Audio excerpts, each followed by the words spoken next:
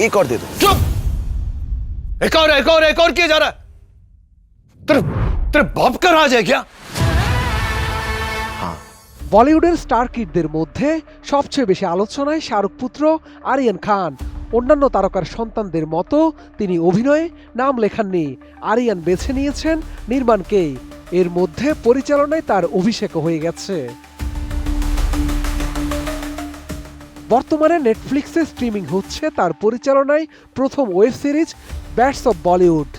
সিরিজটির জন্য সবার প্রশংসা পাচ্ছেন আরিয়ান খান। সব মিলিয়ে দারুণ সময় পার করছেন এই স্টার কিড। पिक्चर तो सालों से बाकी है, लेकिन शो तो अब शुरू होगा। তবে সম্প্রতি একটি দুঃসংবাদ পেল কিং খানের পরিবার। আবারও বিতর্কে জড়ালেন আরিয়ান খান।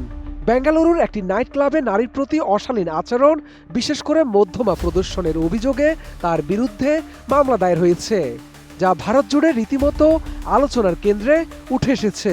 थोड़ा ज्यादा हो गया ना, आदत डाल लो, क्योंकि मेरा शो भी थोड़ा ज्यादा है।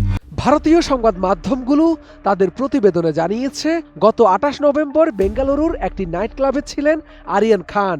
এদিন সেখানে তার সঙ্গে ছিলেন কর্ণাটকের মন্ত্রী জমির আহমেদের ছেলে জায়েদ খান এবং স্থানীয় বিধায়ক এনএ হ্যারিসের ছেলে মোহাম্মদ নালাপদ। ভারতীয় সংবাদ মাধ্যমগুলো তাদের প্রতিবেদনে আরও জানায়, নাইট ক্লাবে শাহরুখ পুত্র আরিয়ানকে দেখে উচ্ছ্বাসে মাতেন উপস্থিত দর্শনার্থীরা। ঠিক সেই সময় ব্যালকনিতে দাঁড়িয়ে তিনি হাত তুলে মধ্যমা প্রদর্শন করেন। সেই মুহূর্তটি ক্যামেরায় ধরা পড়তেই শুরু হয় বিতর্ক।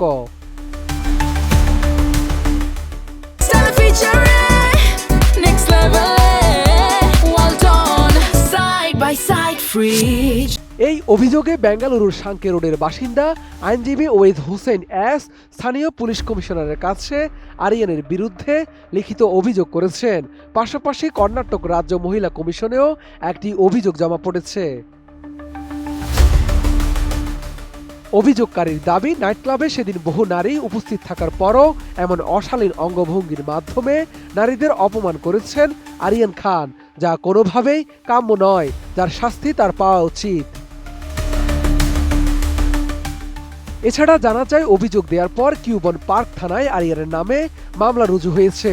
পুলিশ ইতিমধ্যে ওই নাইট ক্লাবে অভিযান চালিয়েছে।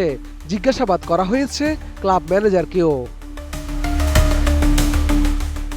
ঘটনার সত্যতা নিশ্চিতে সিসিটিভি ফুটেজ সংগ্রহ করেছে কিউবন পার্ক থানা পুলিশ। প্রাথমিকভাবে তদন্তকারী পুলিশ কর্মকর্তারা খতিয়ে দেখছেন এটি আকস্মিক আচরণ নাকি কাউকে উদ্দেশ্য করে এই অঙ্গভঙ্গি করা হয়েছিল। তবে বিষয়টি নিয়ে এখনো পর্যন্ত কোনো মন্তব্য করেননি আরিয়ান খান কিংবা শাহরুখ খান।